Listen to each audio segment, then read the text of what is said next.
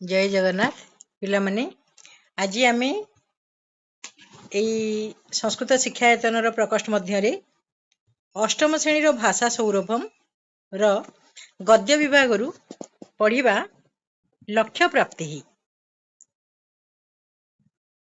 प्राप्ति पिला माने निश्चित भाव में टाइटल रु तुम्हें बुझीपार जे निज लक्ष्य को प्राप्ति करने को हेले बा पाइबा को हेले किपरि कष्ट करने को पड़ी थाए सब बड़े तुम मानक गुरुजी गुरुमा क्लास रे मध्य कहउचंती जे केते कष्ट करने को पड़े देख से आज आम गोटे विषय पढ़ा लक्ष्य प्राप्ति थरे बेंग मानकर गोटे प्रतियोगिता होतिला आउ सेथिरे किपरि सबुठु छोट बेंगटी किपरि प्रथम हैला से विषय आज आम पढ़ा देख तुम मान मु ओडिया भी नहीं आसी सेणु बुझीपार भल भाव बोली कदाचित मंडूक कूले एका प्रतियोगिता आयोजिता जह स्तंभस्य शिखरम सर्वादौ प्राप्नुयात् स विजयी भवेत् इति सर्वे मंडूकाः निर्णीतवन्तः। ताले पिला माने तुम्हें तो समस्ते चाहूच प्राय ओडिया रे ही कहले ओडिया भाषा किंतु संस्कृत अक्षर नहीं से तुमको पढ़ी होनी तुम्हें देवनागरी लिपि रे पढ़िले ठीक भाव पढ़ुन तेणु तुम से संस्कृत भाषा किंतु ओडिया अक्षर रे लिखाई यही पाठ्य टी मु आनी चेष्टा कर बुझीबा देख कदाचित कदाचित कहले कौन एक दिन मंडूक कूले मंडूक कहले बेंग ताले मंडूक कूले माने बेंग मानक वंश भितर एका प्रतियोगिता आयोजिता है प्रतियोगिता जहाँ स्पर्धा बोली कहती गोटे प्रतियोगिता रो आयोजन करा जाई थिला आयोजिता माने आयोजन करा जाई थिला कौन से प्रतियोगितार नियम थिला जह जह कहले जी स्तंभस्य शिखरम अर्थात स्तंभ माने कौन खुंट जी खुंटर शिखर को बा शीर्ष देश को सर्वादौ प्राप्नुयात सर्वादौ संधि विच्छेद करदेव पिला माने सर्वयुक्त आदौ सर्वादौ प्राप्नुयात माने पाइब बा पहुँचब सह विजयी भवेत् से ही विजयी हेब इति सर्वे मंडूकाः निर्णीतवन्तः एहा ही समस्त मंडूक माने निर्णय करी थिले हैला जी खुंटर शेष भाग को पहुँचब से ही प्रतियोगिता रे प्रथम हेब प्रतियोगितायां भागं नेतुं बहवो मंडूकाः अग्रे आगतवन्तः प्रतियोगितां द्रष्टुमपि असंख्याः मंडूकाः तत्र सम्मिलिताः प्रतियोगिता आरब्धा मंडूकाः स्तंभस्य आरोहणं कृतवन्तः दर्शकाः मंडूकाः कड़ताडनेन अरे अहो हो इत्यादि शब्दैः प्रतियोगिनाम् उत्साहं वर्धयन्ति स्म स्तंभः अत्युच्चः चिक्कणः च आसीत् कतिपयाः मंडूकाः चिन्तयन्ति स्म कः वा स्तंभस्य आरोहणं कुर्यात् यः अग्रे गच्छेत् सः नूनं पतेत् हैला ताले देख प्रतियोगितायां भागं नेतुं प्रतियोगिता रे भाग नेबा पाई नेतुम पिला माने टे प्रकृति प्रत्यय कर दियो नियुक्त तुमुन नेतुम नेबा पाई बहबो बहबो कहले बह माने अनेक मंडूकाः माने बेंग माने अग्रे आगतवन्तः आगकू आसिले हैला प्रतियोगिता रे भाग नेबा पाई अनेक बेंग माने आगकू आसिले आगतवन्तः प्रकृति प्रत्यय करिबा आ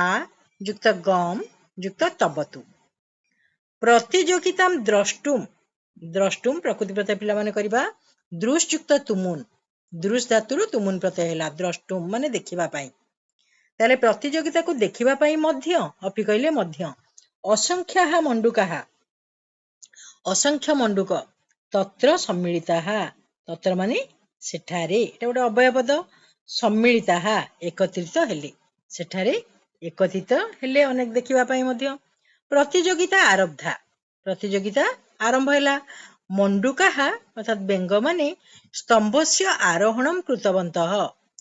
ସ୍ତମ୍ଭର ଆରୋହଣମ୍, ସ୍ତମ୍ଭକୁ ଚଢିବାକୁ ଆରମ୍ଭ କଲେ। କୃତବନ୍ତଃ ପ୍ରକୃତିପ୍ରତ୍ୟୟ କରିବା। କୃଯୁକ୍ତ ତବତୁ।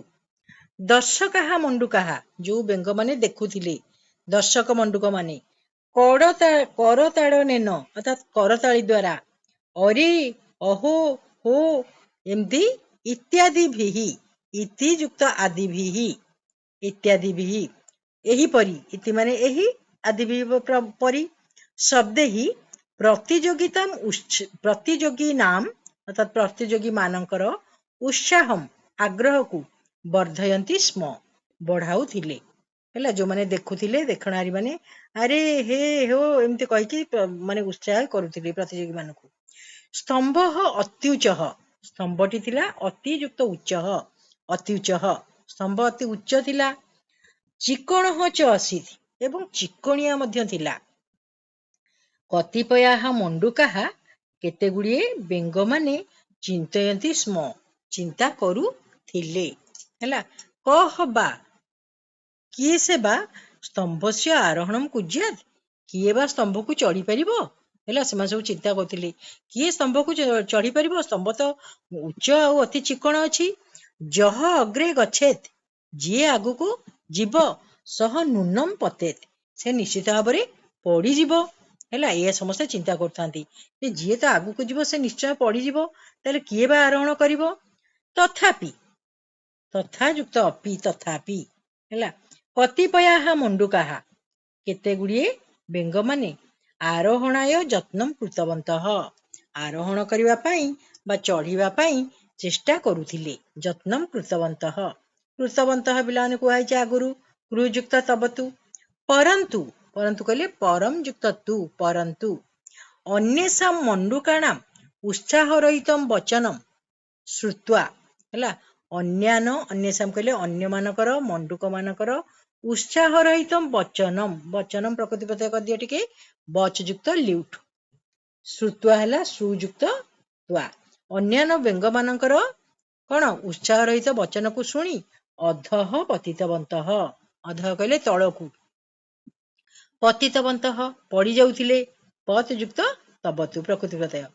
ଯେସାମ୍ ମନୋବଳମ୍ ଦୃଢମ୍ ଅସ୍ତି, ଯେଉଁମାନଙ୍କର ମନୋବଳ ଦୃଢ ଥିଲା, તે ପୁନରପି ଆରୋହଣମ୍ କୁର୍ବନ୍ତି। ହେଲା, ତେ କହିଲେ ସେମାନେ, ପୁନରପି ସନ୍ଧି ବିଚ୍ଛେଦ କରିଦବା, ପୁନଃ ଯୁକ୍ତ ଅପି, ପୁନରପି ଆରୋହଣମ୍ କୁର୍ବନ୍ତି, ପୁଣି ଥରେ ଆରୋହଣ କରୁଥାନ୍ତି। ହେଲା, ଯୋଉମାନଙ୍କର ମନୋବଳ ଟିକେ ଦୃଢ ଥାଏ ସେମାନେ ପୁଣି ଥରେ ଆରୋହଣ କରୁଥାନ୍ତି। ତଥାପି, କୋପି ସନ୍ଧି ବିଚ୍ଛେଦ କର ପିଲାମାନେ, କହ ଯୁକ୍ତ ଅପି। ତଥାପି କୌଣସି ବି ମଣ୍ଡୁକ ସ୍ତମ୍ଭସ୍ୟ ପାଦମପି ନ ଆରୁଢବାନ୍, ସ୍ତମ୍ଭସ୍ୟ ଅର୍ଥାତ୍ ଖୁଣ୍ଟର, ପାଦମପି ପାଦମ୍ ଯୁକ୍ତ ଅପି, ପାଦକୁ ବି, ନ ଆରୁଢବାନ୍ ଚଢି ପାରୁ ନଥିଲେ। ଆ ଯୁକ୍ତ ରୁଃ ଯୁକ୍ତ ତବତୁ, ଆରୁଢବାନ୍। ବିଫଳାଃ ମଣ୍ଡୁକାଃ ନୈରାଶ୍ୟମ୍ ପ୍ରାପ୍ତବନ୍ତଃ, ତେଣୁ ବିଫଳ ହୋଇ ମଣ୍ଡୁକ ମାନେ ବା ବେଙ୍ଗ ମାନେ କଣ ହେଇଯାଉଥିଲେ, ଆଶା ଶୂନ୍ୟ ହେଇଯାଉଥିଲେ। ପ୍ରାପ୍ତବନ୍ତଃ ପ୍ରଯୁକ୍ତ ଆପ୍ ଯୁକ୍ତ ତବତୁ। ହେଲା, ସମସ୍ତେ ଦେଖଣାହାରୀ ମାନେ ଏବଂ ଚଢୁଥିବା ବାଲା ମାନେ ସମସ୍ତେ ନିରୁତ୍ସାହିତ ହେଇଯାଉଥିଲେ ଯେ ବୋଧହୁଏ କେହି ଚଢି ପାରିବେ ନାହିଁ। ଏକା ମଣ୍ଡୁକା ମାତା, ଗୋଟିଏ ବେଙ୍ଗର ମା, ସ୍ୱ କନିଷ୍ଠ ପୁତ୍ରମ୍, ନିଜର ଶିଶୁ ପୁତ୍ରକୁ, ଉକ୍ତବତୀ କହିଲେ। ବଚ୍ ଯୁକ୍ତ ତବତୁ ଉଇଙ୍କ୍। ହେଲା, ଜଣେ ମଣ୍ଡୁକ ମା, ବେଙ୍ଗ ମା ତା ଛୋଟ ଶିଶୁ ପୁତ୍ରକୁ କହିଲେ ଯେ ପୁତ୍ର, ସମ୍ବୋଧନେ ପ୍ରଥମା, ହେ ପୁଅ, ତ୍ୱମ୍ ସ୍ତମ୍ଭସ୍ୟ ଆରୋହଣମ୍ କୁର୍ୟାଃ, ତୁମ୍ଭେ ସ୍ତମ୍ଭକୁ ଚଢିବାକୁ ଆରମ୍ଭ କର। ଆରୋହଣ ସମୟେ ଅର୍ଥାତ୍ ଚଢୁଥିବା ସମୟରେ କସ୍ୟାପି ବଚନମ୍ ନ ଶୃଣୁୟାଃ, କସ୍ୟାପି ସନ୍ଧି ବିଚ୍ଛେଦ କରିଦିଅ, କସ୍ୟ ଯୁକ୍ତ ଅପି, କସ୍ୟାପି। କସ୍ୟ ମାନେ କାହାରି, ଅପି ମାନେ ମଧ୍ୟ, କାହାରି ହେଲେ କଥାକୁ, ବଚନମ୍ ବଚ୍ ଯୁକ୍ତ ଲ୍ୟୁଟ୍। ପିଲାମାନେ ପ୍ରକୃତିପ୍ରତ୍ୟୟ ଲେଖିନିଅ, ବଚ୍ ଯୁକ୍ତ ଲ୍ୟୁଟ୍। ତାହେଲେ ଚଢିବା ବେଳେ କାହାରି ହେଲେ କଥାକୁ ଶୁଣ ନାହିଁ, ନ ଶୃଣୁୟାଃ ଅର୍ଥାତ୍ ଶୁଣ ନାହିଁ। ବଧିରତ୍ୱମ୍ ପ୍ରଦର୍ଶୟାଃ, ବଧିରତ୍ୱ ମାନେ କାଲ ପରି ପ୍ରଦର୍ଶନ କର। ନୂନମ୍ ସଫଳଃ ଭବେଃ, ନିଶ୍ଚିତ ଭାବରେ କଣ ହବ, ସଫଳ ହେବ। ମାତୁଃ ବଚନେନ, ମାଙ୍କର କଥାରେ, पुत्रः स्तंभस्य आरोहणाय अग्रे आगछत ହେଲା। ତାହେଲେ ମାଙ୍କ କଥାରେ ପୁଅଟି ଖୁଣ୍ଟକୁ ଚଢିବା ପାଇଁ ଆଗକୁ ଆସିଲା। ଅଳ୍ପେନ ଏବ କାଳେନ, ବହୁତ କମ ସମୟ ଭିତରେ ସହ ଶିଶୁ, ସେହି ଶିଶୁଟି ସ୍ତମ୍ଭସ୍ୟ ମଧ୍ୟଭାଗମ୍ ପ୍ରାପ୍ତବାନ, ଖୁଣ୍ଟର ମଧ୍ୟଭାଗକୁ ହିଁ ପହଞ୍ଚିଗଲା। ପ୍ରାପ୍ତବାନ ପ୍ରଯୁକ୍ତ ଆପ୍ ଯୁକ୍ତ ତବତୁ ପ୍ରକୃତି ପ୍ରତ୍ୟୟ। ତସ୍ୟ ଆରୋହଣମ୍ ଦୃଷ୍ଟ୍ୱା, ତସ୍ୟ କହିଲେ ତାର, ଆରୋହଣକୁ ଦେଖି, ଦୃଷ୍ଟ୍ୱା ହେଲା ଦୃଶ୍ଯୁକ୍ତ ତ୍ୱା। ଅନ୍ୟେ ବିସ୍ମିତଃ ଅବଦତ୍, କେତେ ଜଣ ବିସ୍ମିତ ହୋଇ କହିଲେ ଅଏ ପତେଃ ତ୍ୱମ୍, ହେଲା। କେତେ ଜଣ ଆଶ୍ଚର୍ଯ୍ୟ ହୋଇ କହିଲେ ଆରେ ତୁ ପଡିଯିବୁ। ଭୋ, ଭୋ ମାନେ ଆରେ, କିମರ್ಥମ୍ ଏତତ୍ ସାହସମ୍ କରୋଷି, କିମर्थମ୍ ସନ୍ଧି ବିଚ୍ଛେଦ କରିଦେବା, କିମ୍ ଯୁକ୍ତ ଅର୍ଥମ୍, କଣ ପାଇଁ, କଣ ପାଇଁ ଏପରି ସାହସ କରୁଛୁ, ହେଲା। ତବ ପ୍ରୟାସଃ ବ୍ୟର୍ଥଃ, ତୁମର ଚେଷ୍ଟା ବ୍ୟର୍ଥ ହେଇଯିବ। ତଥାପି ସ ଶିଶୁ, ତଥାପି ସନ୍ଧି ବିଚ୍ଛେଦ କରିଦିଅ, ତଥା ଯୁକ୍ତ ଅପିହି, ଅପି, ତାହେଲେ ତଥାପି ସେଇ ଶିଶୁଟି, ଶିଶୁ ମଣ୍ଡୁକଃ ନିରନ୍ତରମ୍ ଅଗ୍ରେ ଅଗଛତ୍, ନିରନ୍ତରମ୍ ହେଲା ବିଶ୍ରାମ ନ ନେଇକି ବାରମ୍ବାର ଆଗକୁ ଚାଲିଲା। ଅନ୍ତତଃ ଅର୍ଥାତ୍ ଶେଷରେ, ଗତ୍ୱା ଗମ୍ ଯୁକ୍ତ ତ୍ୱା, ପ୍ରକୃତି ପ୍ରତ୍ୟୟ ଗମ୍ ଯୁକ୍ତ ତ୍ୱା, ଶେଷରେ ଯାଇ ସହ ସ୍ତମ୍ଭସ୍ୟ ଅଗ୍ରଭାଗମ୍ ଅପି ପ୍ରାପ୍ତବାନ, ସେ ସ୍ତମ୍ଭର ଶେଷ ଭାଗକୁ ହିଁ ପାଇଗଲା, ହେଲା, ଶେଷ ଭାଗରେ ହିଁ ପହଞ୍ଚିଗଲା। ଏତତ୍ ଦୃଷ୍ଟ୍ୱା, ଏହା ଦେଖି, ସର୍ବେ ବିସ୍ମିତାଃ ଅଭବନ୍, ସମସ୍ତେ ବିସ୍ମିତ ହେଲେ। ତେ ଅପୃଚ୍ଛନ୍, ସେମାନେ ତାକୁ ପଚାରିଲେ, ତେ ଅପୃଚ୍ଛନ୍ ସେମାନେ ପଚାରିଲେ କଥମ୍ ତ୍ୱମ୍ ସ୍ତମ୍ଭସ୍ୟ ଆରୋହଣେ ସମର୍ଥଃ ଅଭବତ୍, ହେଲା, କିପରି ତୁମେ ସ୍ତମ୍ଭର ଆରୋହଣରେ ବା ଚଢିବାରେ ସମର୍ଥ ହେଲ। ସହ ଧୀରମ୍ ଅବଦତ୍, ସେ ଧୀର ଭାବରେ କହିଲା। ଯଦି ବୟମ୍, ଅର୍ଥାତ୍ ଯଦି କହିଲେ ସେ, ଯଦି ବୟମ୍ ମାନେ ଆମେ ମାନେ, ଗୁରୁଜନାନାଂ ବଚନମ୍ ଶୃଣୁୟାମ, ଗୁରୁଜନ ମାନଙ୍କର ବଚନକୁ ଶୁଣିବା। ମନସି ଏକାଗ୍ରତାମ୍ ଧାରୟେମ, ମନରେ ଏକାଗ୍ରତାକୁ ଧାରଣ କରିବା। ଆତ୍ମବିଶ୍ୱାସମ୍ ଚ ଦୃଢମ୍ କୁଜ୍ୟାମ, ଏବଂ ଆତ୍ମବିଶ୍ୱାସକୁ ମଧ୍ୟ ଦୃଢ କରିବା। ତର୍ହି, ତର୍ହି ମାନେ ତାହେଲେ, ସଫଳତାମ୍ ଅବଶ୍ୟମ୍ ପ୍ରାପ୍ନୁୟାତ୍, ନିଶ୍ଚିତ ଭାବରେ ଆମେ ସଫଳତା ପାଇବା। ହେଲା ପିଲାମାନେ, ତାହେଲେ କଣ ଶିଖିଲ? ସବୁବେଳେ ମନକୁ ଦୃଢ କରିବ, ଏକାଗ୍ରତା ରଖିବ ଏବଂ ମନ ଭିତରେ ବିଶ୍ୱାସ ରଖିବ, ତାହେଲେ ସଫଳ ନିଶ୍ଚିତ ଭାବରେ ତୁମେ ପାଇବ, ଯେପରି ଏଇ ମଣ୍ଡୁକ ଶିଶୁ ପରି, ହେଲା। ତାହେଲେ ଏବେ ଆମେ ବିଷୟଟିକୁ ସମାପ୍ତ କଲେ। ପରବର୍ତ୍ତୀ ପିରିୟଡରେ ଆମେ ଆର କ୍ୱେଶ୍ଚିନ୍ ଆନ୍ସର କରିବା। ତୁମେ ମାନେ ଭଲ ଭାବରେ ବିଷୟଟିକୁ ଦେଖ, ପଢ ଏବଂ ସେଥିରେ ଥିବା ପ୍ରକୃତି ପ୍ରତ୍ୟୟ ଗୁଡିକୁ ମଧ୍ୟ ମନେ ରଖ। ବୁଝିଗଲ? ଏବେ ସମସ୍ତଙ୍କୁ ଧନ୍ୟବାଦ। ପିଲାମାନେ, ଆଗାମୀ ପିରିୟଡରେ ଆମେ ଏଥିରେ ଥିବା ଯୋଉ ଅଭ୍ୟାସ ଏବଂ ତା ପରବର୍ତ୍ତୀରେ ଥିବା ତୁମ ପାଇଁ କାମ, ଏକୁ ମଧ୍ୟ ଆମେ ଭଲ ଭାବରେ କରିବା। ତେଣୁ ତୁମେ ମାନେ ବିଷୟଟିକୁ ଦେଖିନିଅ। ଧନ୍ୟବାଦ ସମସ୍ତଙ୍କୁ।